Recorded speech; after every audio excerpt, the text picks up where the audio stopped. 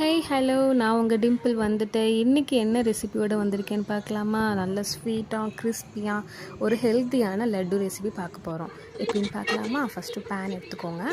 அதில் முந்திரி, பாதாம், பீனட் இதெல்லாம் போட்டு நல்லா ட்ரை ரோஸ்ட் பண்ணிக்கோங்க.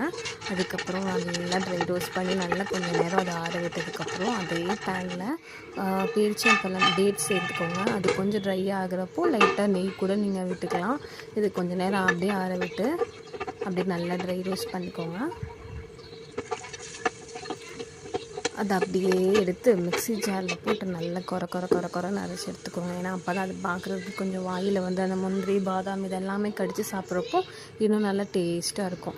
இந்த ஸ்கூல் விட்டு முறுக்கு, அதிரசம், பிஸ்கெட்டு இந்த மாதிரி சாப்பிட்ட ஜெனரேஷன் நாமளாக தான் இருக்கும். ஏன்னா இப்போ உள்ள பிள்ளைங்களுக்கு பிஸ்கெட்ஸ் கொடுத்தா சுகர் வந்துடுன்றாங்க, முறுக்கு இதெல்லாம் கொடுத்தா ஆயில் ஐட்டம் அப்படின்றாங்க.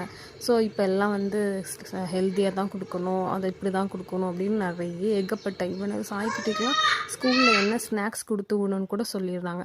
இந்த ரெசிபி நீங்கள் பார்த்துருப்பீங்க, நீங்களும் ட்ரை பண்ணி பாருங்கள்.